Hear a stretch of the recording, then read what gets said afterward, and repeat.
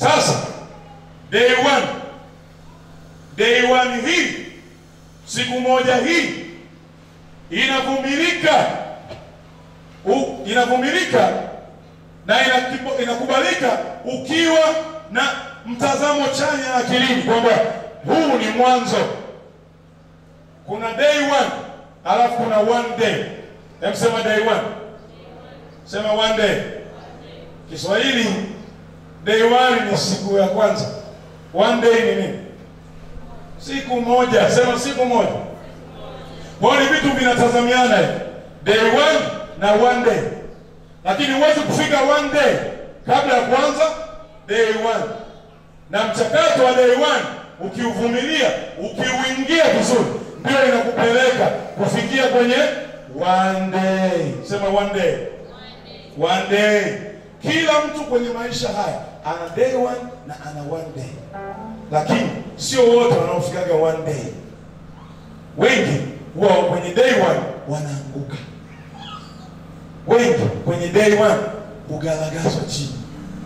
Wakiona lile shujaa wanalopambana nalo kwenye day one, wanasema hii ngome siiwezi. Wanakimbia mbio. Bwana Yesu asifiwe. Mfano mzuri ni Yona. Anaambiwa nenda Ninawi ukaihubiri nini? Injili. Akipima location ya Ninawi akaogopa. Sababu Ninawi ilikuwa kitovu cha uovu na uharibifu. Akakimbia akaenda zake wapi? Tarshishi. Akatafuta njia nyepesi. Badala ya kwenda Ninawi akakimbilia Tarshishi ambako sio sehemu yake. Wakati angeitumia day one yake vizuri, ingempeleka kwenye mchakato wa kufikia one day. Sema one day. Hallelujah. One day huwa ina dhana moja akilini inayosema ni uelewa juu ya siku ama dhana ya ushindi. Yaani anza hiyo day one ukiwa na dhana ya ushindi. Lengo la siku kutimia. Unapoona mwanga wa asubuhi, umeingia mwanga wa asubuhi, nimeiona siku mpya. Asante Bwana umenibarikia. Ninakushukuru. You bless your day. Usiinuke kitandani kama mtu ambaye haelewi anakwenda wapi. Inuka, bariki siku yako. Na niwape simu muda mzuri wa kuibariki hiyo siku yako. Angalia sana ile saa 12 jioni. Kibiblia saa 12 ni siku imeisha. Kibinadamu kawaida kwa majira haya ya sasa hivi utaambiwa ni saa 6 usiku. Lakini kibiblia katika ulimwengu wa roho, giza linapoingia, the day has gone. Siku imeisha. Ndio maana unatakiwa muabudu Bwana inapoingia jioni. Inapoingia usiku mnene, usiku wa manane, saa 7, saa 8. Bless that night. Bariki huo usiku. Weka ulinzi, amka. Jitamkie uzima katikati ya uharibifu. Kama inawezekana, sema inawezekana. Yes, inawezekana. Usiachie day one yako ikaangamia. Day one ni mbegu na one day ni mavuno. Day one ni mbegu, one day ni mavuno. Bwana Yesu asifiwe. Day one ni mapito na one day ni mapato. Umenisikia ninachosema? Day one ni mapito, one day ni mapato. Day one ni mapito. Lazima ukubali kupita na kupitishwa. Ni dhana mbili zinazoungana kwa pamoja. Lazima upite na upitishwe. Kupitishwa ni act of will. Unapokubali kwamba kikombe hiki basi na kipokea kama jinsi kilivyo, nitapita, nitaishi hii siku. Unapovumilia yale yote, unaenda kwenye dhana ya mapato ambayo ni one day. Bwana Yesu asifiwe. Kwa day one ni mchakato na one day ni matokeo. Nani anapenda matokeo mazuri? Hata mimi napenda matokeo mazuri. Lakini pia penda mchakato. Mchakato mgumu upelekea matokeo mazuri. Mimi kwa experience, hata nikijiengage kwenye jambo, nikiona ni jepesi, huwa naogopa sana. Kwa sababu kiuhalisia haipaswi kuwa jepesi. Sasa nitaonekanaje mimi jasiri? ukiingia kila kitu kiko sawa. Wewe ujasiri wako utaonekana. Tengeneza mazingira, tengeneza structure, unda ule mfumo, tabiria hiyo siku yako, tengeneza, weka msingi ambao unataka upitie. Ukipita huo msingi vizuri, utastahili mapato. Sema haleluya. Matokeo mazuri. Day one ni lazima ili ufikie one day. Je, umejiandaa? Ndio swali la muhimu. Umejiandaa? Mwambie mwanangu ukije jirani wako, mwambie umejiandaa?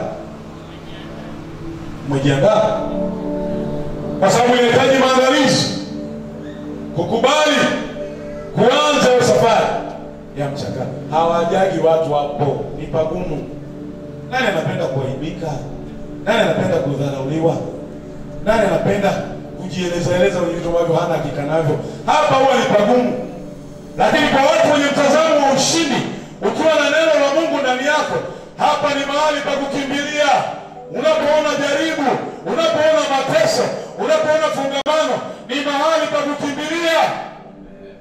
Unapoona ukame, kimbilia huko. Katengeneze maji jangwani, yatoke maji. Kapige ile mwamba chini. Wewe nenda kwenye msingi, usiangalie kinachoendelea juu. Shuka chini kwenye shina. Sema shina. Yes. Usiangalie huku juu.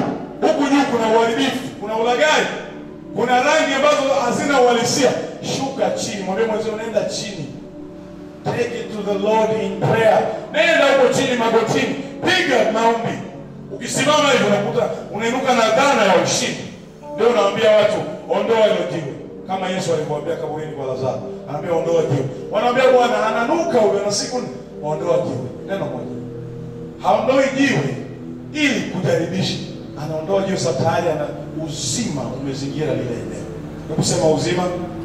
Roho ya uzima zunguka mahali pako. Jaza hema yako. Roho ya uzima ninakualika katika jina la Yesu. Uzima huo ndio utakupelekea kuikabili mchakato wa day one na kuishia kwenye one day. Sema haleluya. Hasa cha muhimu ukijua ni kitu kinaitwa direction, yani dira, mwelekeo.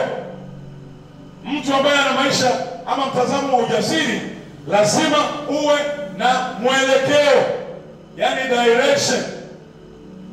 Mwelekeo utapelekea wewe kufikia kwenye kitu kinaitwa destination, hatima, kufikia point B, kufikia matarajio ama utimilifu. Kabla hujaanza safari, lazima ujue unakwenda wapi. Ukijua unakwenda wapi, utakuwa tayari kuibeba gharama yote inayohusiana na wewe kufika kule unakotaka kwenda. Sasa wengi wanainuka bila kuelewa gharama halisi ya safari walionayo. Sema ninakataa. Yes. Ndipo sasa hebu twende Samueli wa kwanza 17.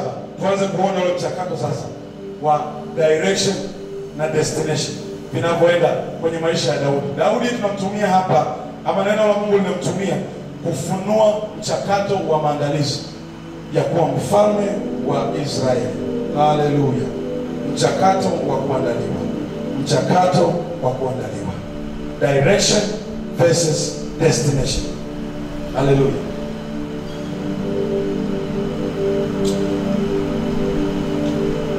Neno la mstari wa 17. Samueli wa kwanza 17 mstari wa 17. Tutaanzia hapo kwa sababu huko nyuma ilikuwa tayari imeshaanza maandalizi, anakwenda na hivi na vile.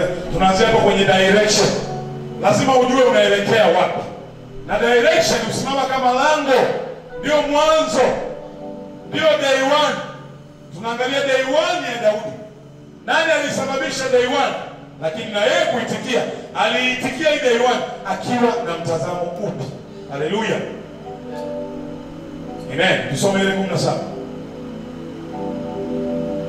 Mstari wa 17 ameandika. Hapo tunaona Yese ambaye baba yake Daudi. Baba wa Daudi. Ndipo Yese akamwambia Daudi mwanawe, haya sasa uwachukulie ndugu zako efa ya bisi na mikate hii 10, ipeleke upesi kambini kwa ndugu zako. Luka mstari wa 20. Daudi akaondoka asubuhi na mapema, akawaacha kondoo pamoja na mchungaji, akavitoa vitu vile, akaenda kama Yese alivyomwamuru. Akafika penye magari wakati lile jeshi walipokuwa wakitoka kwenda kupigana, wakipiga kelele za vita. 21 Nao Waisraeli na Wafilisti wakajipanga, jeshi hili likikabili jeshi hili. Basi Daudi akaviacha vile vyombo vyake katika mkono wa mlinda vyombo, akalikimbilia jeshi, akafika akawasalimu ndugu zake. Hata alipokuwa akisema nao, kumbe yule shujaa alitokea, yule Mfilisti wa Gathi, jina lake Goliath, akitoka katika jeshi la Wafilisti, akasema maneno yale yale, naye Daudi akayasikia. Na watu wote wa Israeli walipomwona yule mtu, wakakimbia, wakaogopa. Nini hapa unakiona? Kwenye swala la direction, baba yake Daudi, mzee Yese, ndiye alimtuma Daudi kwamba pelekea ndugu zako efa ya bisi, wapelekee chakula, wapelekee kinywaji, wapo eneo la vita na mapambano, hebu wapelekee wakapate chakula. Kwa hiyo mzee Yese alimpoint Daudi aingie kwenye direction ya kuelekea kwenye day 1 yake. Sema day 1. Akaingia Daudi kwa unyenyekevu, akafanya kama baba yake alivyomwelekeza. Na akiwa anafanya hiyo, hakujua kwamba anakotumwa ndio kutakutana na mchakato na ukubwa wa kufikia ile one day. Bwana Yesu asifiwe.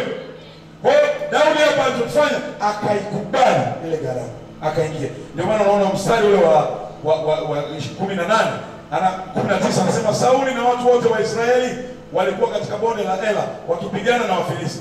Daudi akaondoka asubuhi mapema, akawacha kondoo pamoja na mchungaji, akavitoa vitu vile, akaenda kama Yese alivyomwamuru. Akafika penye magari jeshi walipokuwa wakitoka kwenda kupigana.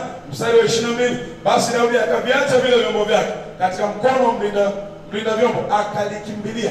Unaona, akaikimbilia barabara ya day 1.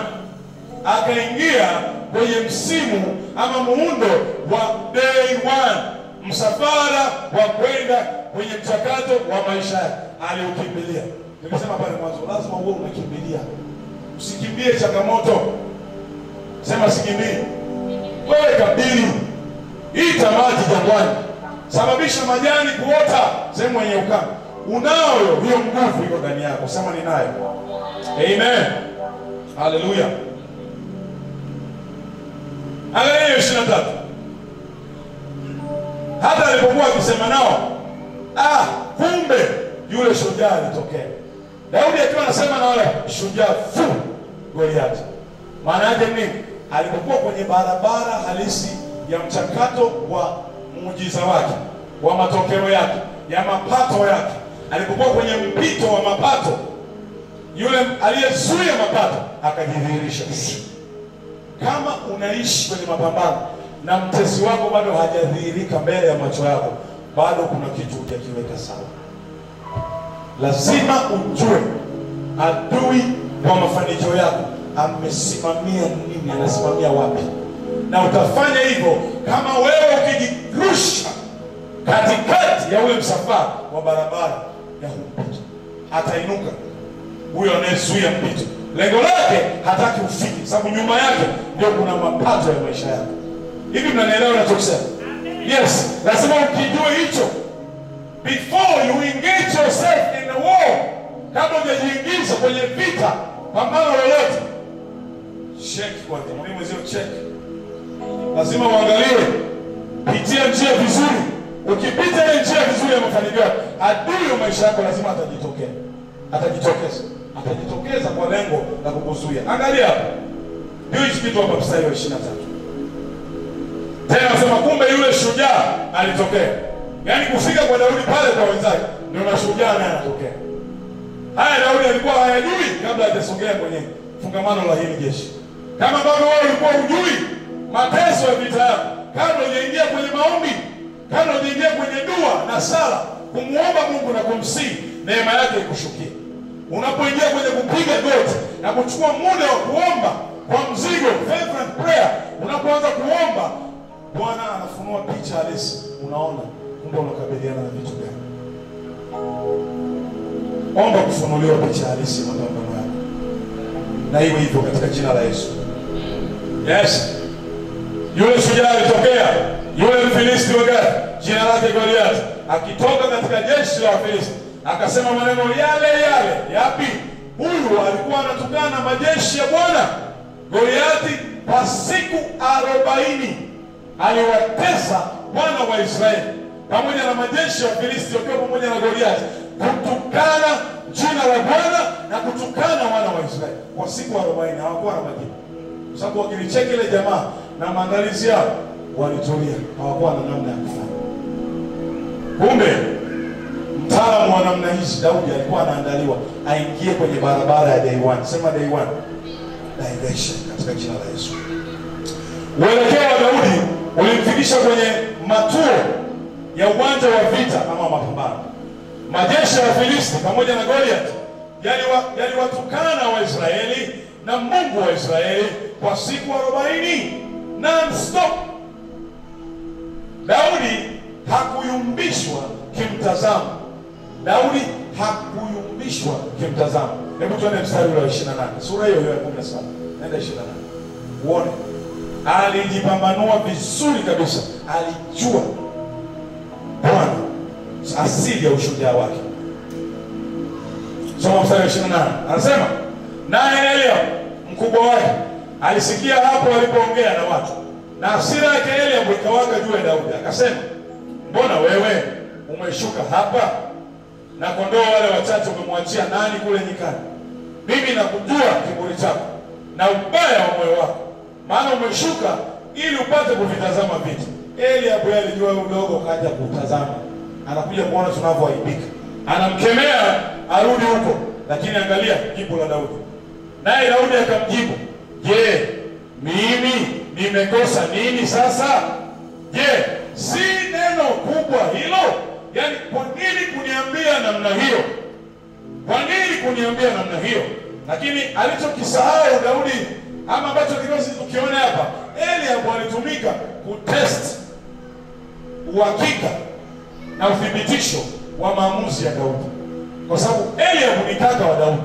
Kwa authority, rank ya Eliab ni ya juu kuliko Daudi. Kwa angeweza, kwa maneno haya Daudi angeweza kuogopa, angeweza kurudi nyumbani haraka sababu kaka yake amemkemea. Lakini Daudi hakuyumbishwa kimtazamo. Alichokijua ni kwamba haya yanayonenwa na kinywa cha watu waovu dhidi ya Mungu wangu, dhidi ya watu wake wanaweza, haya hayafai kusikika. Na leo kwa kuwa mimi nimesikia hapa, hasira ya Bwana ni lazima iwake ndani yangu. Mimi nimefanywa kuwa mkombozi. Jua unachopitia unakuja kukomboa. Bwana Yesu asifiwe. Usiruhusu mtazamo wako ugeuzwe. Usiruhusu mazingira yageuze mtazamo wako. Usiruhusu ushawishi wa maneno ya unaowaita marafiki na watu wa karibu kujaribu kukutoa kwenye mtazamo, kujaribu kukushawishi, kukuonyesha pengine vile na vile na vile. Usiruhusu. Wasikilize, pima, kama havina maana, make sense, achana na wewe, stiki na wale ambao wanakutia nguvu ya kusonga mbele. Usikae na mtu anakuuliza sasa utafanyaje? Usikae na mtu anamnaye. Au sasa tutafanyaje? Usikae na mtu anamnaye. Kaa na mtu ambaye anakuambia songa mbele ndugu yangu, songa mbele mpendwa, wewe utashinda, vita vyako ni vya Bwana, utashinda. Bwana atakuinua, Bwana atakuokoa, Bwana atakuvusha. Mwaka utaisha hivyo, mwezi huu ndio wa mwisho wewe kuteswa. Kaa na mtu wa namna hiyo, anayekwambia twende kanisani tukaombe hata kama mchungaji hayupo. Twende kanisani hata kama hakuna ibada. Let's go in prayer. Bwana Yesu asifiwe. Usiruhusu kejeli na dharau kubadilisha mtazamo wako. Usiruhusu hayo. Kejeli wanasimamaga wala. Kejeli kama hizi, anaambia wewe na kujua kiburi chako, huwezi lolote wewe. Wale kondoo umemwachia nani? Kaka mtu anamsema mdogo wake. Kaka mtu ambaye ana record ya kujua kwamba mdogo wangu ameshapambana na simba akamuua. Kaka mtu ambaye ana record akijua mdogo wangu ameshapambana na ndugu akamuua, anayajua, lakini angalia anachomwambia. Eliabu ametumiwa na sumu ya uharibifu ya ibilisi. Alitaka kuzuia kilicho cha Daudi, lakini Daudi hakuyumbishwa. Hebu na sema sitayumbishwa. Sitayumbishwa katika jina la Yesu. Nenda mstari wa 30 hapo hapo. Uone anasema nini, anaendelea. Naye akamgeukia ili kumwelekea mtu mwingine. Akasema naye jinsi ile ile. Na watu wakamjibu tena jinsi ile ile kama ya kwanza. 31. Na maneno hayo aliyosema Daudi yaliposikiwa, watu wakamueleza Sauli, naye akatuma mtu kwenda kumuita. Daudi akamwambia Sauli asizimie moyo mtu yeyote kwa ajili ya huyu. Hebu ona huo ujasiri. Daudi anamwambia mfalme, anatoa agizo. Yaani hapa Daudi anatoa statement kwa taifa. Unaelewa kinachoendelea? Nimeshasema ukisoma neno la Mungu, soma ukiwa unaona yale maneno, yale umbe taswira uweze kuelewa. Angalia kijana mdogo huyu, anamwambia mfalme moja kwa moja, aina anampa maelekezo, asizimie moyo mtu yeyote kwa ajili ya huyu. Kwa ajili ya huyu. Mimi mtumishi wako nitakwenda kupigana na Mfilisti. Daudi aliona kitu cha tofauti. Waisraeli na mfalme wao Sauli waliona, walipambanua Wafilisti na Goliathi wakaogopa. Lakini Goliathi anapambanua tofauti. Kwanza anatambua Goliathi kama huyu. Umeona hapo anasema msifadhaike kwa sababu ya huyu. Ukiona kitu kinaitwa huyu, ina maana kwenye ranki ya kiroho Daudi alikuwa ameshamzidi mbali Goliathi. Kama ambavyo wewe utabii kuliona jaribu lako ama kikwazo chako ukakitukuza kikazidi hata heshima yako, kikazidi ukasahau hata wema wa Mungu, upaswi kufanya hivyo. Kanisa, upaswi kufanya hivyo. Usididimize heshima ya Mungu kwa kuchukua na kulikuza ile jaribu la unalopitia. Heshima ya Mungu ibaki pale pale. Hebu sema heshima ya Mungu. Heshima ya Mungu lazima ibaki pale pale. Sema heshima ya Mungu. Heshima ya agano lazima ibaki pale pale. Sema heshima ya agano. Heshima ya agano lazima ibaki pale pale. Kila unapopitia, haijalishi unaona giza, wewe sema heshima ya agano lazima ibaki pale pale. Mimi na Mungu tuna agano la milele. Agano hilo litanitunza. Hilo utakalo kubeba wakati wa shida. Ndio maana mahali pengine nasema katika shida yangu nalimuita Bwana, naye akaniitikia akaniokoa. Bwana Yesu asifiwe. Usishushe heshima ya Mungu, wala usitake kulinganisha alipo adui na ukubwa wa Mungu. Ona ukubwa wa Mungu. Ukiona ukubwa wa Mungu jinsi alivyo, hautafananisha na kitu kinachokusumbua. Ni kitu kidogo sana. Ni kitu kidogo sana. Hebu litazame leo jaribu lako. Liangalie, ni kitu kidogo sana. Huo mkwamo, nyuma ya mkwamo kuna maisha mengine yanaendelea, ambao unamhitaji huyo Mungu aliyeshika maisha. Ana majibu ya maisha yako. Bwana Yesu asifiwe. Bwana Yesu asifiwe. Bwana Yesu asifiwe tena. Yes. Kwa hiyo usitishwe na ukubwa, ukomavu wa adui yako ama chochote. Usitishwe. Hiyo picha sio ya kweli. Daudi alisema wote ni Wafilisti. Nasema nitampiga yule Mfilisti, nitamwangamiza yule Mfilisti. Mimi mtumishi wako. Mimi mtumishi wako. Mimi mtumishi wako. Nitampiga yule Mfilisti. Mimi mtoto wako. Nitaomba usiku na mchana. Bwana Yesu, mimi mtoto wako. Nitasimama mahali palipobomoka. Mimi mtoto wako. Nitakiri uzima na ushindi katikati ya shida. Imani yako imeinuka. Sema Bwana niongeze imani. Ongeza imani katika jina la Yesu. Usitishwe. Angalia tu mstari wa 33. Hawalitaka kumtisha. Sauli akamwambia Daudi, Sauli alimletea CV ya Goliath. Alifikiri kijana anaongea kitu akijui. Ngoja nimpe CV ya Goliath ili aione. Afu labda ataelewa. Kwa hiyo sisi tumekaa siku 40 hapa hatujapambana na hili jamaa. Ngoja nimpe CV ya hili jamaa. Labda naye atajiunga na sisi atumbie. Akae tuongeze siku 40 zingine. Hakujua kumbe jamaa amekuja siku ya kupambana. Ni Mungu mwenyewe uko ndani yake. Sema haleluya. 33. Sauli akamwambia Daudi, uwezi wewe kumwendea Mfilisti huyu upigane naye, maana wewe u kijana tu, na huyu ni mtu wa vita tangu ujana wake. Sauli hapa anatumika kutafuta kumvunja moyo Daudi. Anachomweleza ni kweli, Daudi ni kijana, na kimaandiko Daudi ni umri kati ya miaka 16 mpaka 17. Ni kijana mdogo, it is true, ni kweli. Lakini anachokisema Daudi, hasemi kitu cha moyo wake kwa akili yake, anasema neno la Mungu ambalo limemuimarisha. Anamwambia wewe kijana tu, na huyu mtu wa vita tangu ujana wake. Yaani kupigana, huyu jamaa ndo maisha yake. Wewe umewahi kupigana wapi? Daudi akasema okay, unajua ile ushindi wa Dubu na Simba sikujaga kukwambia. Sasa hebu ngoja na mimi nitoe CV yangu. Mwambie mwenzio, adui akitoa CV na wewe toa CV. Toa, na wewe sema ambao Bwana amekuvusha. Ndio unamnyongonyeza. Usinyongonyezwe na wewe ukubwa wake. Akisema kwake na wewe sema kwake. Tena katika njia ya ushindi wa neno la Mungu. Sikiliza Daudi anaposema. 34. Daudi akamwambia Sauli, mtumishi wako alikuwa akichunga kondoo za baba yake, na alipokuwa akija simba au dubu, akamkamata mwana kondoo wa ile kundi. Mimi nikamfuata, nikampiga. Ona hapa, mimi hutoka nikamfuata. Ametumia neno hutoka. Yaani hutoka ni kitu endelevu. Yaani hata sasa hivi akitokea huyo simba na piga, ndio maana yake. Hivi si unaelewa? Hajasema mimi nilitoka, anasema mimi hutoka.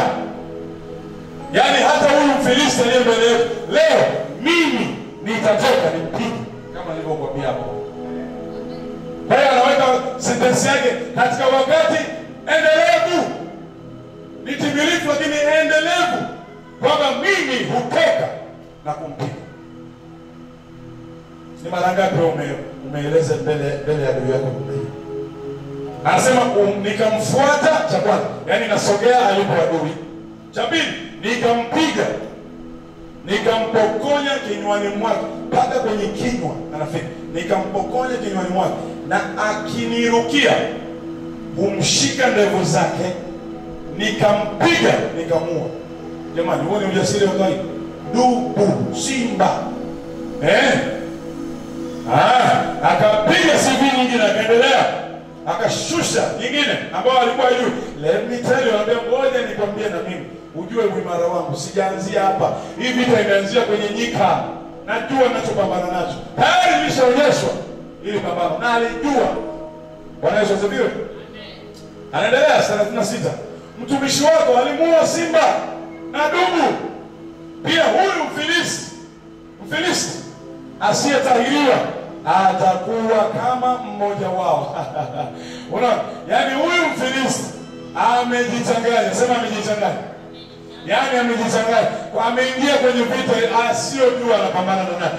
Atafanana na kama dubu, atapigwa kama simba. Haya magonjwa yanayokusumbua mtoto wa Mungu, leo yamejichanganya, yatapigwa na kusosha, yatatoeshwa katika jina la Yesu. Kama unaamini sema amen. Haleluya. Lengo ni kushinda. Sema ni kushinda. Anatangaza kabla. Daudi anatangaza kabla. Kumbuka hii vita hapa haijaanza.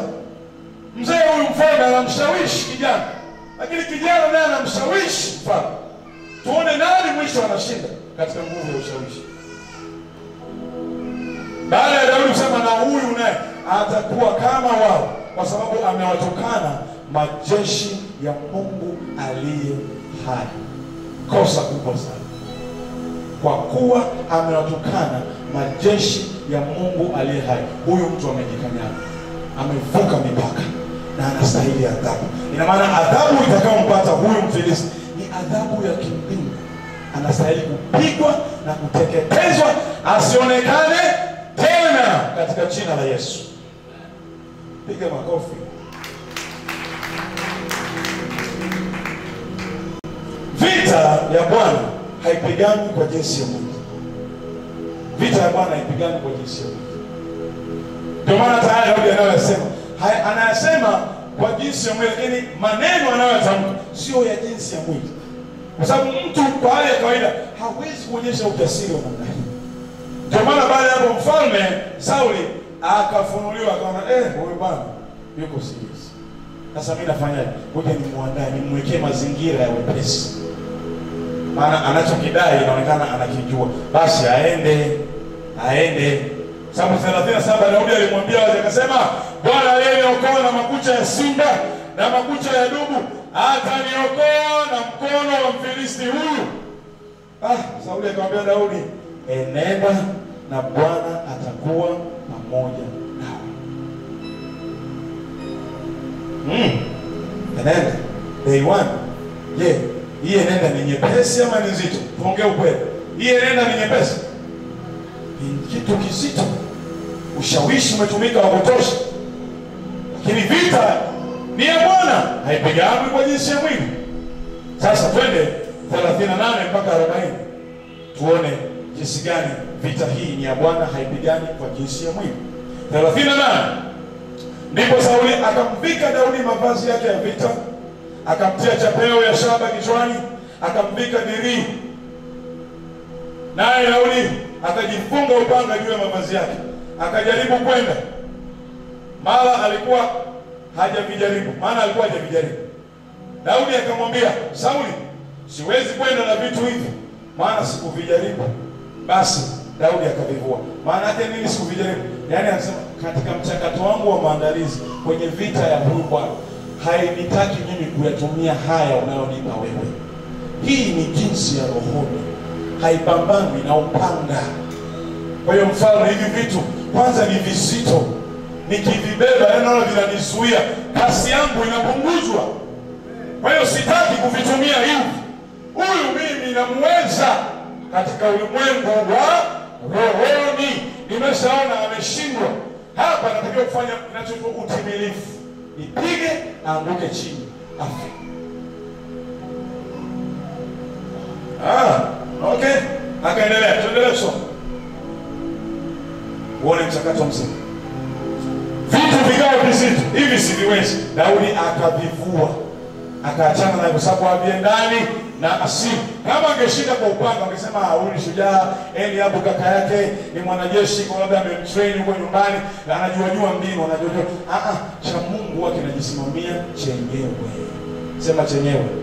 Njia za Mungu si kama za wanadamu. Njia zake hazichunguziki, mawazo yake hayapimiki. Anavyokuwazia wewe sio kama hata mzazi wako anavyokufikiria. Anakuwazia mawazo mema sana na ni amani. Anakuwazia katika mchakato mzuri. Anakuona kama mshindi, na wewe anza kujiona kama mshindi. Pigie Bwana Yesu makofi mengi kabisa. Jua vita sio ya Bwana. Sasa ndio usijue mbinu za kiroho. Katika hiyo jinsi ya Bwana, jinsi ya rohoni, lazima ujizatiti kwenye mbinu za kiroho.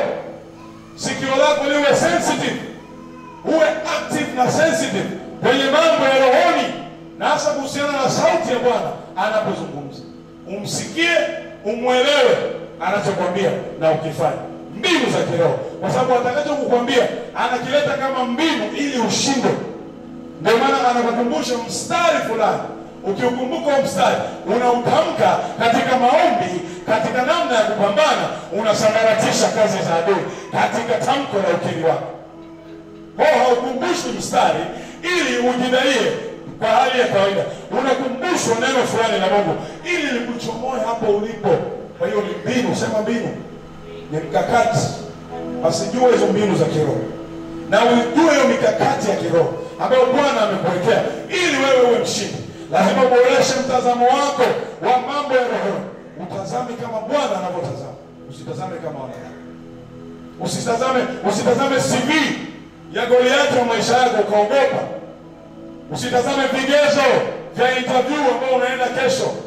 Ukicheki vyeti vyako havilingani, unasema sasa kesho unafuata nini? Angalia mbele kwamba ushindi na uwezo wa kushinda. Anayenishindia ni Bwana. Nitabidi kwenye itenda na nitaipata katika jina la Yesu. Ukijitamkia hivyo, unakwenda mbele. Sema ninasonga mbele. Songa mbele kwa jina la Yesu. Pointi nyingine, Daudi alimshinda Goliathi kwa Alimshinda Goliathi kabla ya vita. Alimshinda kabla ya vita kuanza. Kabla hata mapambano hayaanza, jamaa alishachukua ushindi. Yule amekaa anatukana kule, hana maandalizi. Alitegemea CV yake, alitegemea hodari alionao, kwamba amepambana tangu ujana, amepambana kwa miaka, ni shujaa, anazo medali zote za kiushujaa, anakidhi vigezo vyote za kuitwa shujaa, anatisha kwenye taifa lake, anatisha mbele kwa Israeli. What a record. Lakini hakujua kwamba kuna mtu anaitwa record breaker. Kulikuwa na Bwana wa kuvunja rekodi. Alikuja kuvunja hiyo rekodi iliyoweka. Bwana ambaye anavunja hizo medali za kushujaa na za kimapambano. Ameingia katika uwanda. Ameingia kipekee. Kama ambavyo leo ameingia kwenye maisha yako, anakuja kukushindia hiyo vita. Anakuja kukupambania kwa niaba yako. Anachotaka ni utayari wako, uelewa. Sema understanding. Anataka uelewe kama anavyoona yeye. Ukishafika hapo, mnakuwa kwenye common agreement, mnakuwa kwenye corporate agreement, ukubaliano wa pamoja. Kwa hiyo kusimama kwenu wewe na Mungu wako unakuwa na hali ya ushujaa. Sema mimi ni jasiri katika jina la Yesu. Ndipo utamshinda Goliathi wako wa maisha kabla hata haujaanza kupambana. Kimtazamo, hiyo ya kwanza. Ya pili, kimkakati. Mkakati inahusisha spiritual preparation, maandalizi ya kiroho. Maandalizi ya kiroho, yaani kutumia silaha husika kuangamiza jaribu husika, kutumia maombi husika kufifiza na kuondoa tatizo husika. Mara nyingi hatujaweza kutofautisha aina ya shida inayotusumbua na namna ya kujikwamua kwenye hiyo shida. Tunachofanya, tunajumuisha. Unamwambia Bwana niokoe. Yes, it is good. Lakini akuokoe kwenye jambo gani? Lazima ulitaje hilo jambo, ili unapolitaja kupeleka akili zako katika kupambanua uwezo wa Mungu. Na unapopambanua uwezo wake, unapata nguvu ya kimafunuo jinsi ya mbinu za kupambana. Spiritual preparation. Si mnaona wewe Jumapili mnajaa. Sasa je, niulize, is Sunday enough for church growth? Is Sunday enough? Yaani ibada moja Jumapili inatosha? Unaweza kusema kuna mahali na kwenda, lakini kwa kuwa uko hapa, jiulize mwenye, hivi Jumapili peke yake inatosha kuja hapa ndani? Sababu huenda napungukiwa vitu vingi sana kwa kutokanyaga hapa katikati. Bwana Yesu asifiwe. Hebu tufikirie leo jambo kwa tofauti sana. Is Sunday enough? Kama wenzetu wanaomba mara 5 kwa siku. Yaani sio kuomba huko alipo, anaingia nyumbani, hekaluni, kwenye sinagogi, anaingia kwenye nyumba ya ibada mara 5 kwa siku. Wayahudi wanaingia mara 4 kwa siku. Kristo anaingia mara ngapi? Jumapili. Sema Bwana utukomboe. Tunatamani, kuna vitu tunavitamani lakini huwezi kuvifikia. Haiwezekani. Sababu ni mambo ya roho. Unapozungumzia church growth, kanisa, ukuaji wa kanisa, sio kuhesabu namba ya watu. Ni kudili na hizo nafasi katika ulimwengu wa roho, ku-unlock kila aina ya lock zilizowekwa, kutengeneza mazingira ya uwepo wa Mungu kuwa mwingi nyumbani mwa Bwana. Akiinuliwa juu sana, anawavutaga wengi. Sasa sisi tuliopo hapa, idadi yetu inatutosha kusababisha mapinduzi huko ndani. Naye anaamini hivyo. Tuna uwezo wa kupindua hapa ndani. Disemba tukashangilia zaidi ya kawaida. Lakini ni corporate agreement. Lazima tukubaliane kwa pamoja. Sema pamoja. Hawezi mtu mmoja. Lazima ubebe mzigo huu kama mzigo ambao unakuumiza. Useme natamani ni utoe huo mzigo. Usirelax. Mapambano yanaendelea. Sio nyakati za kurelax. Mkristo anatoa wapi nafasi ya kurelax? Najiulizaga sana mashaka. Mkristo anatoa wapi nafasi ya kurelax? Anaingia kanisani saa 5 asubuhi badala ya saa 3 asubuhi. Na ikifika 6 kamili anaondoka. ametoa wapi nafasi ya kurelax? Anajua amefuata nini. Kama umetimiza ratiba, hebu sema nakataa kutimiza ratiba. Kuna vitu unaviomba haviwezekani, ni mpaka roho yako ifishwe kweli kweli. Yaani yawe ni mambo ya Mungu ndio unaoona muda wote. Ukizungumza ni neno lake tu. Mtazamo wako wote ni Mungu tu. Na wewe kama umejaliwa hicho, waambukize na wengine. Ndio maana ya ushujaa. Ukikaa na ushujaa peke yako, usifurahie wewe kuwa na mafanikio afu umezungukwa kwenye jamii ambayo watu wako deprived. Haikufai kitu. Watajirishe na hao wengine. Wape siri ya hicho ulichofanya. Wapomue watu kwenye hizo shida. Waone kama wewe unavyoona. Ukifanya hivyo, watu wote wanainuka hapo. Tunakuwa na agreement moja. Tukiamua huko ndani, lolote linawezekana. Kama unaamini sema hivyo. Lakini mpaka tuamue. Mpaka tukubaliane. Mpaka tusimame kweli kweli. Lewa na kombolewa na damu ya Yesu.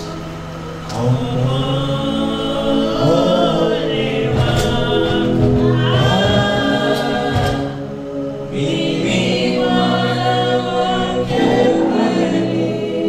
Kombolewa.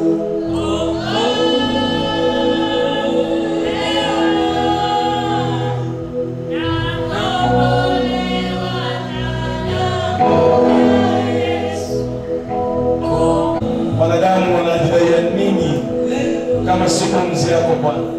Tutoe kwenye hali ya kurelax. Ni wakati wa mapambano. Turejeshe Bwana, tukupende wewe zaidi. Tupende kupanda mbegu njema asubuhi. Kile mbegu asubuhi, neno lako likatuongoza. Tukapande wema katika maisha ya watu. Tukakusanyike kama ilivyo desturi katika utukufu wako. Katika jina la Yesu. Hallelujah. Amen. Mimi namshukuru Mungu sana. Kuna kanisa nilifanya nalo kazi kama ilikuwa 2021. Tulilipa hela nyingi sana pale ghorofa la Morocco. Karibu na Vodacom, kwa jengo la pembeni. Tunalipa kwa rate ya $1 kwa masaa kwenye ukumbi mzuri ghorofa ya 10. Na ilikuwa ukichelewa hata kidogo kulipa ile fedha, mwenye nyumba, mwenye ile jengo, mama yule wa Kihindi alikuwa anaingia anafukuza. Hakumbuki wiki iliyopita tulilipa zile $. Anakuja tena anasema sijaona kwenye account. Kwa hiyo anazima main switch, anasema ondokeni. Kwa hiyo kila mara niko nikaa kama saa unahesabu hivi, tumeshalipa. Okay. Kwa hiyo tulitunzwa na ile hofu kwamba kuna hela ya kulipa na tusipolipa yule mama anatupa. Sasa Ijumaa nikasema tuko mahali hapa. Hivi hapa tunadaiwa chochote? Nauliza kanisa, tunadaiwa chochote hapa? Kuna gharama yote ya ibada ya Jumatano? Kuna gharama ya ibada ya Ijumaa? Kuna gharama ya mkesha ukiwepo Ijumaa? Kuna kodi ya mwisho wa mwezi? Nataka mjibu ndugu, kuna kodi ya mwisho wa mwezi?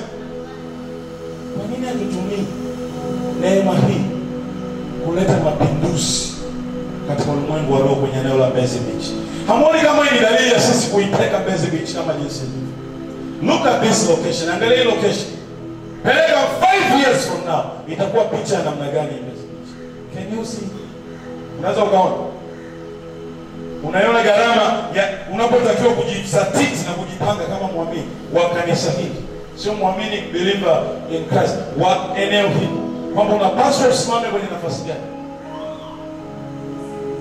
Sizungumzi kualika mtu aje kanisani, nazungumzia kusimama kwenye nafasi yako kamili na kuitumia neema hii ulionayo, kwamba una mahali pa kuja kuabudu hata ikiwa saa 3 asubuhi. Sisi tulikuwa tunazuiliwa. Ilikuwa ni siku 2 tu, Jumamosi na Jumapili. Na kila siku unalipia. Mwambie Bwana Yesu utusamehe. Tusamehe. Amen. Mambo muhimu ya kujifunza kwamba kupitia mchakato wa Daudi, vita ni kwa ajili ya Bwana. Vita huwa sio kwa ajili yetu. Sisi tunaingizwa kwenye pambano, lakini kusudi maalum ni utukufu wa Bwana uimarike. Utukufu wa Bwana ufanye nini? Utukufu wa Bwana uimarike kikweli kweli. Ndio maana wewe kama muamini unatakiwa usimame na ujizatiti. Daudi asingesimama kwa uwezo huu, asingeweza kumpiga huyu Goliati kwa jiwe dhaifu. Maandiko yanasoma jiwe aliokota kwenye vilindi vya maji, kwenye vijito, mawe malaini yale. Unayajua? Unajua mawe ya kwenye mito yanakuwa malaini.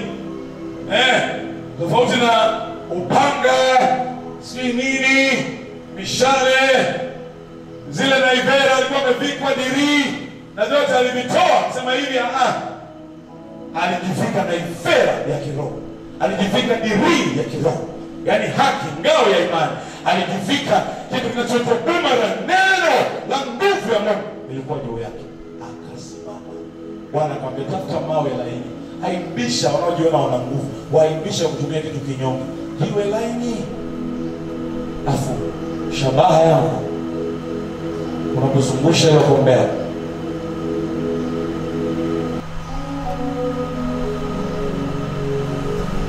usiangalie maneno ambayo umenenewa, usiangalie historia yako, usiangalie watu wanasema nini.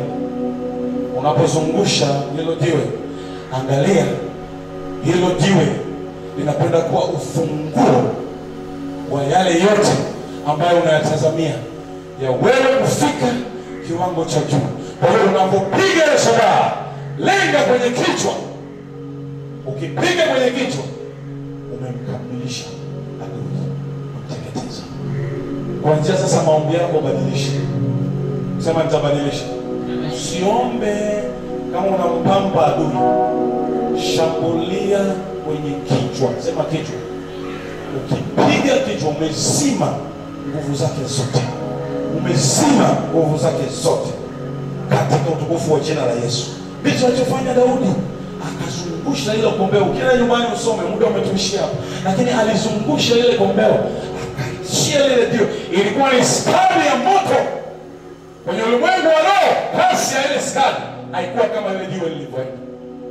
Kijana miaka 16 ana nguvu, lakini kasi iliongezwa ili kubomoa nguvu iliyokuwa imesimama mbele yake, kwa sababu ilikuwa imeshika territory. Sema territory. Ilikuwa ni milki, kwamba nitakachokipiga sasa kitawakomboa watu, wakomboa taifa. Ndio maana nasema haki huinua taifa. Sema tena, haki huinua taifa. Sema mara mbili.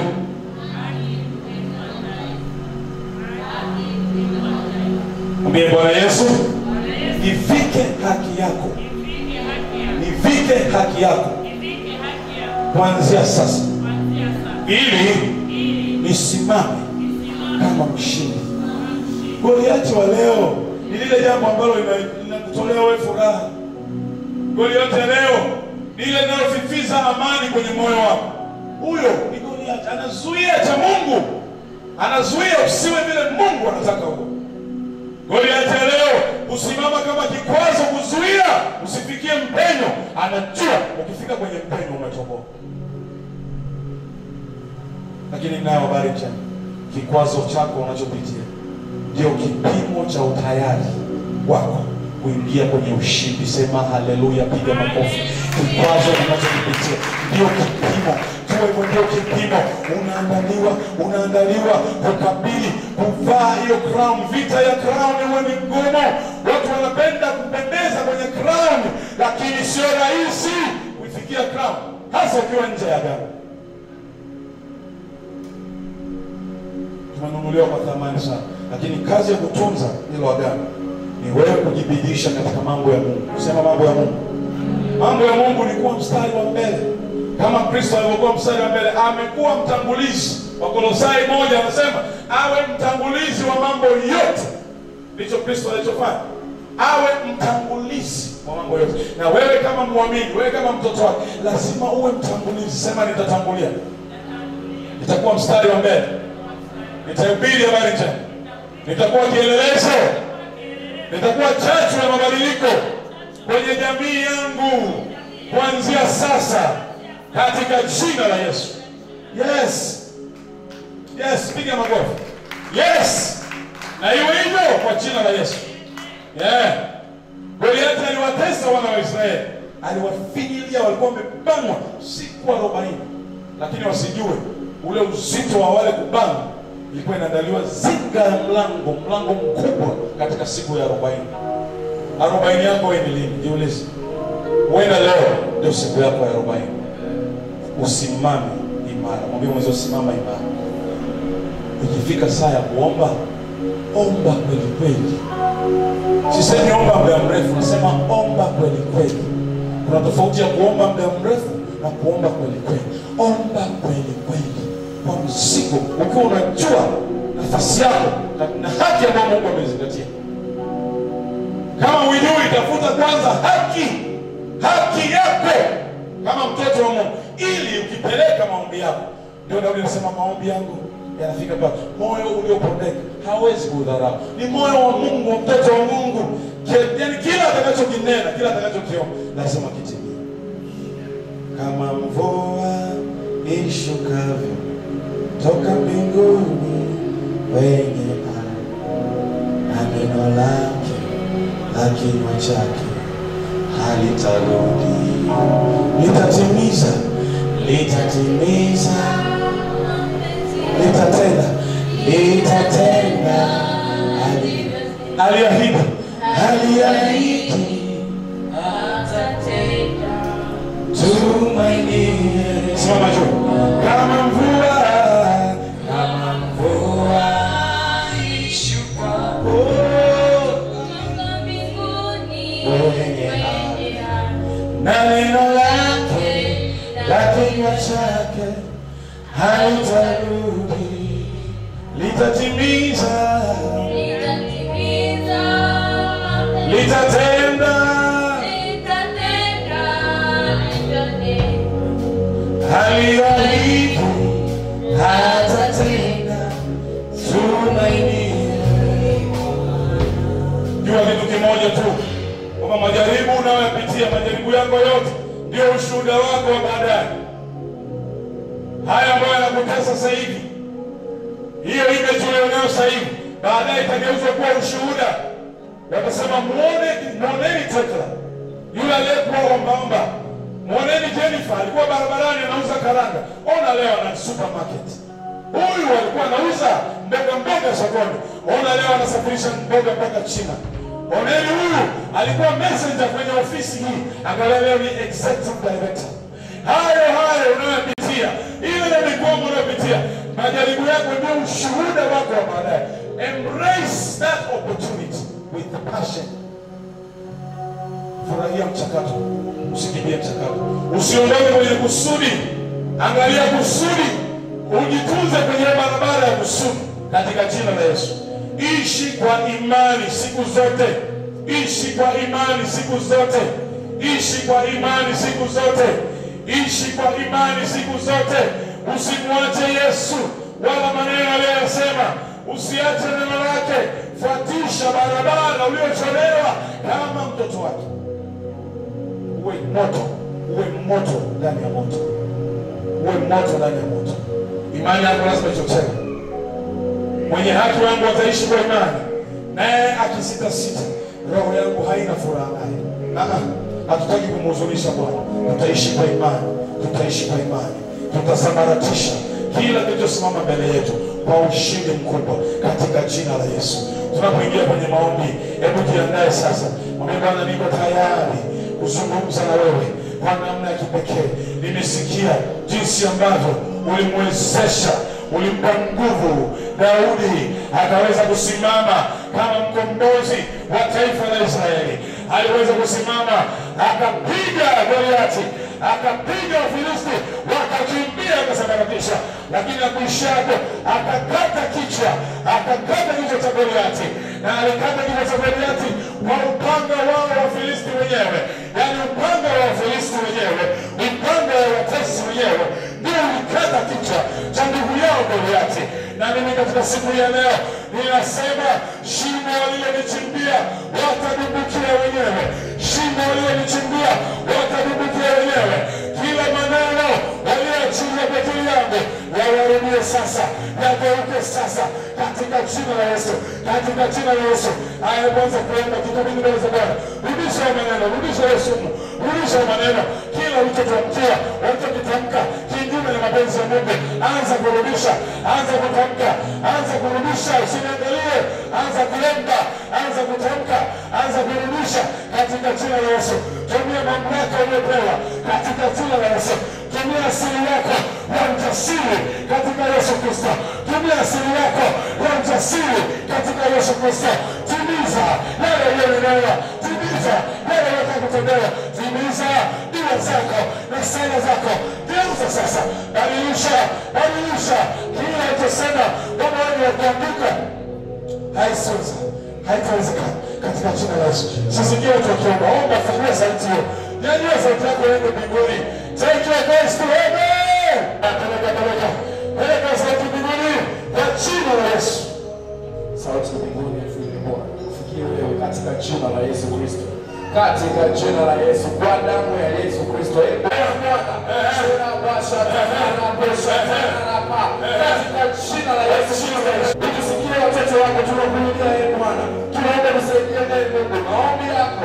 Moyo unapeleka. Katika jina la Yesu Kristo Bwana, tunaomba kusikia watoto wako. Utusikie Bwana, utusikie Bwana. Vunja pesa lao. Vunja katika jina la Yesu. Katika jina la Yesu. Vunja na kuondoa damu ya Yesu. Tunasema katika jina la Yesu. Vunja kwa jina la Yesu. Katika jina la Yesu. Katika jina la damu ya Yesu. Vunja na kuondoa pesa. Shera pesa. Takala pesa. Tunateketeza katika jina la Yesu. Tunaharibu. Ninatamani wewe baba mmoja na kijana mmoja mahali hapa akiendelea kuvunja. Tunajua kwamba tunavita kubwa. Vunja, vunja, vunja, vunja. Vunja baba. Na basi wewe. Basi vunja, vunja. Ndio. Tunavunja katika jina la Yesu. Tunavunja katika jina la Yesu. Tunavunja katika jina la Yesu. Tunashaka wewe. Tunavunja kwa damu ya Yesu.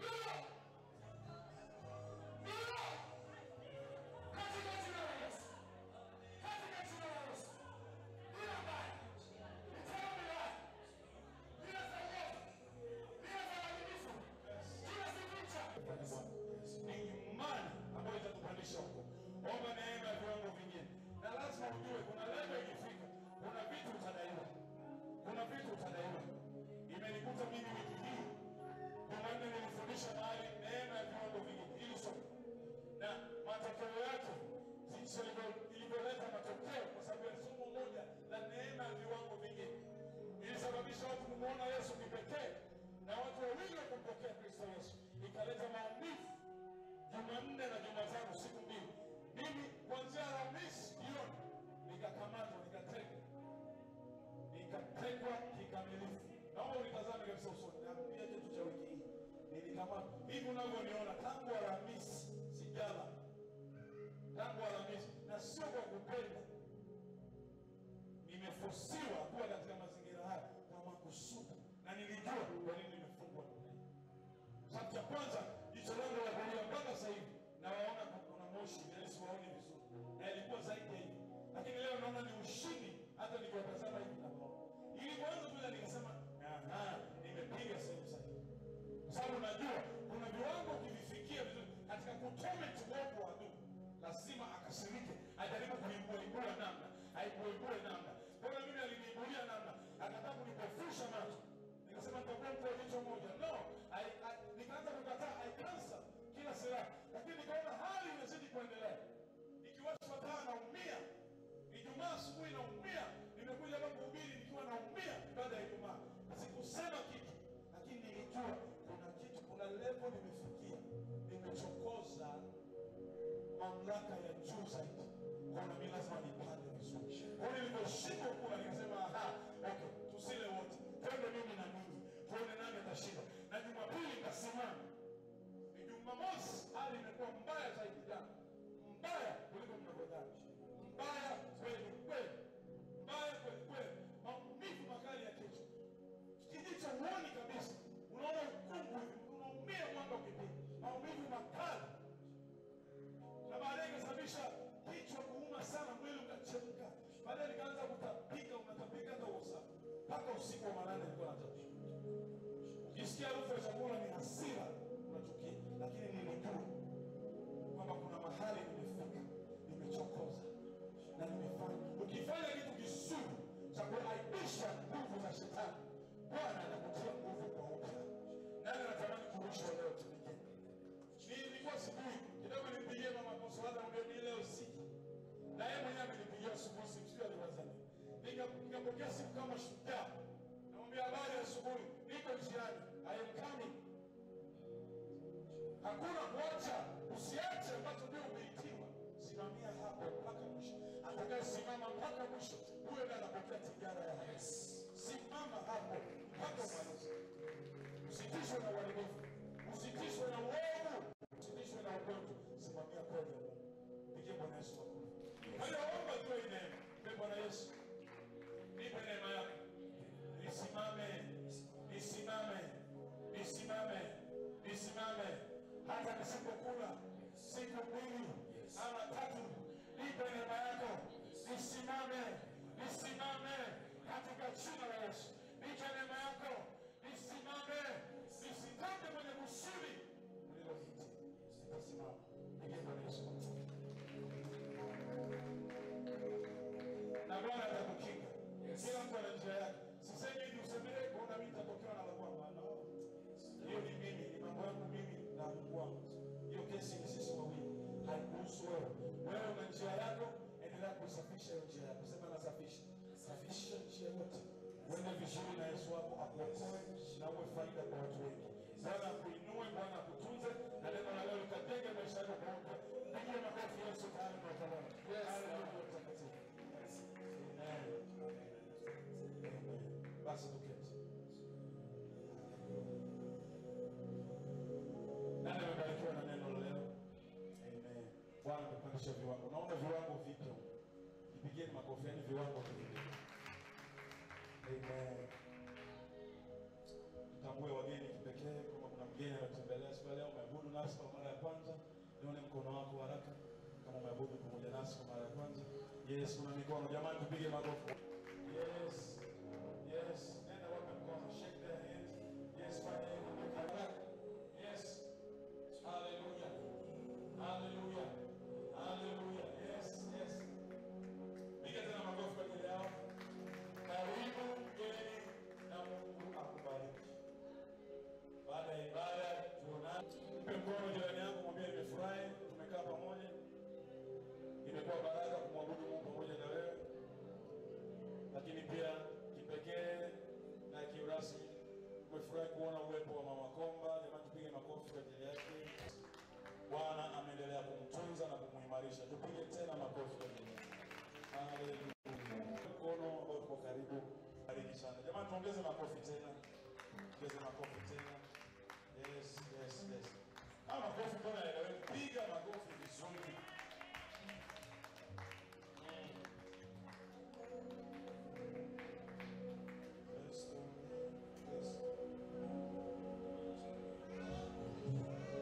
Hallelujah. Yes. Umefurahi kuwa na imani. Basi tunapoondoka, tunapoahirisha ibada hii, nikwambie tu kwamba hebu tengeneza tabia ya kuja katikati ya wiki. Ngeuke jirani yako mwambie, njoo kanisani. Mwambie njoo kanisani. Njoo siku ya Ijumaa. Mimi nisema leo nitawauliza baba, unataka kuja asubuhi au jioni? Mseme nyinyi. Tuje jioni. Wakati wanasema jioni. Jioni ya saa ngapi? 11. Yaani mnachosema ndio kinapita.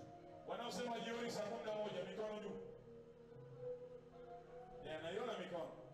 Wanaosema asubuhi saa 6 mchana. Sasa wengine hawasemi chochote, nyosha mkono. Wao ni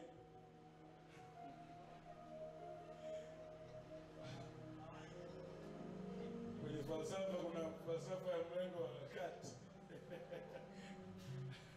Hawafungamani na upande wote. Nani afungamani na upande wote? Yaani yeye iwepo asubuhi, jioni hawezi kuja. Yaani yeye hawezi kuja.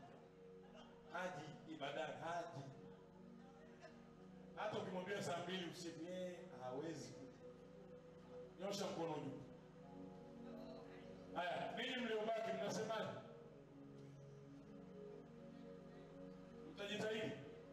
Tuwaone hapa Ijumaa saa 11 jioni. Na wasii katika jina la Yesu. Na wasii katika jina la Yesu. Mara ya 3. Na wasii katika jina la Yesu. Ijumaa tu hapa saa 11. Jipigie makofi. Amen. Huku leo tutaelezana vizuri, tutafundishana vitu vingi, tutapambana huku. Ukisema hapa tuanze kuomba, muda umeenda, ni 7:30. Unatakiwa uende nyumbani kwenye shughuli zako zingine.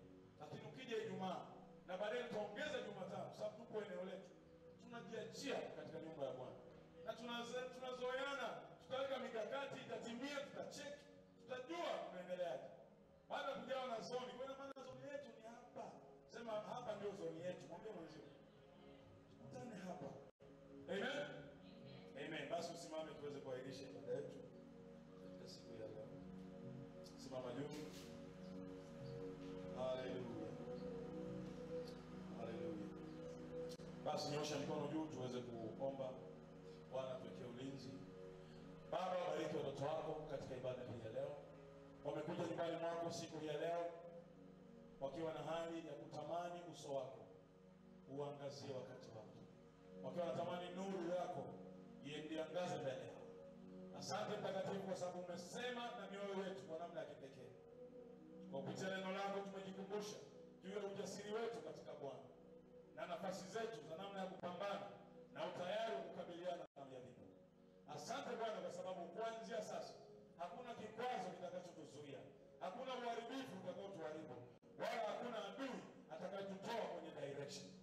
Watoto wako hawa wanalindwa na agano la mbinguni, agano la utakatifu, agano la usafi, agano la ulinzi, agano la neema na mtembeo wa baraka wakati wote.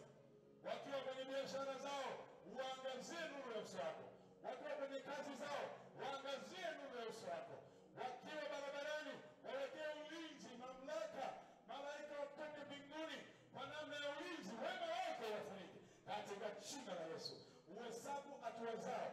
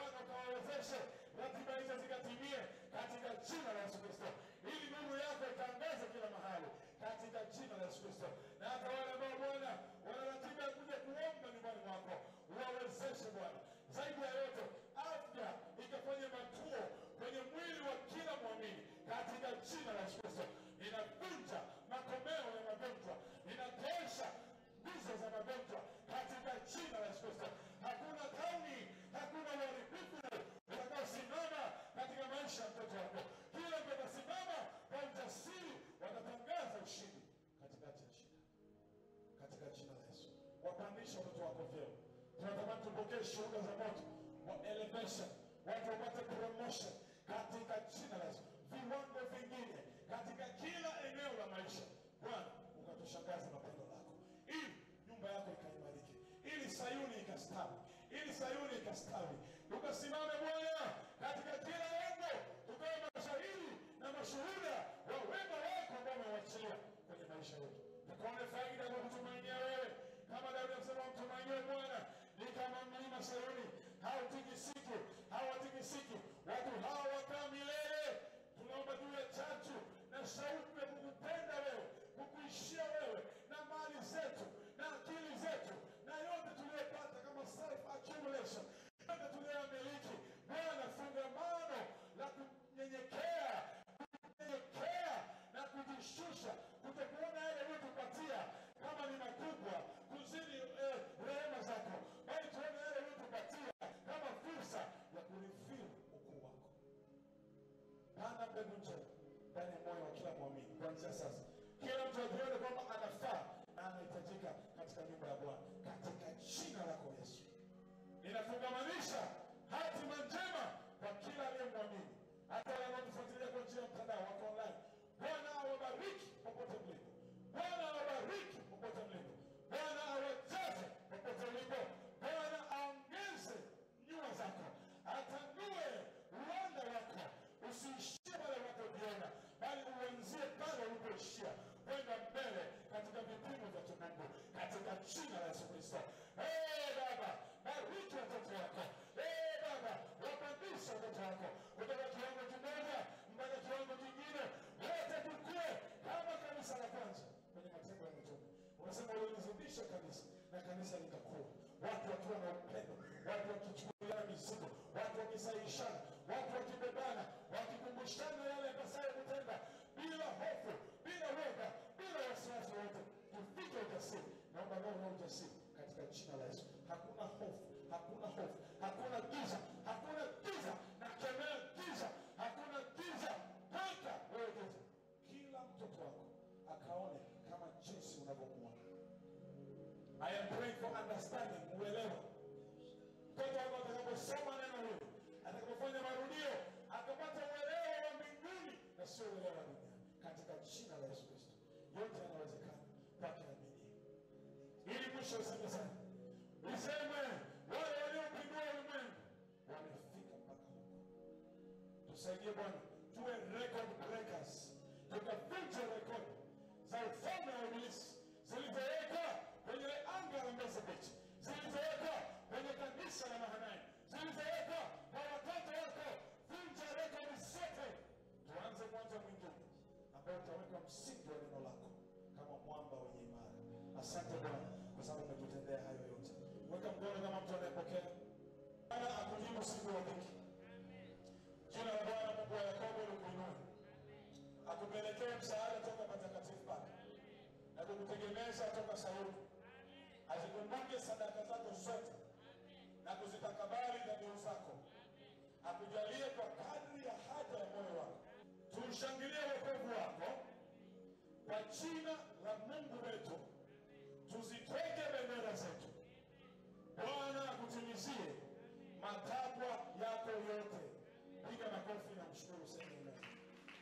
Wewe na amani ya Bwana, wewe na amani ya Bwana. Mungu akubariki. Hata wale mliokuwa online, Mungu akubariki. Next time, next Sunday, ingia nyumbani mwa Bwana, usiabudu kwenye simu tena, njoo kanisani. Karibu Mbezi Beach. Bwana akubariki, na ushare hiyo video kwa watu wengine nao pia waweze kubarikiwa. Kanisa mmebarikiwa na amani ya Bwana. Mungu awabariki. Enjoy your day, enjoy your week. Nenda enjoy maisha yako. Nenda beach kapumzike, nenda mtoka kidogo pumzike.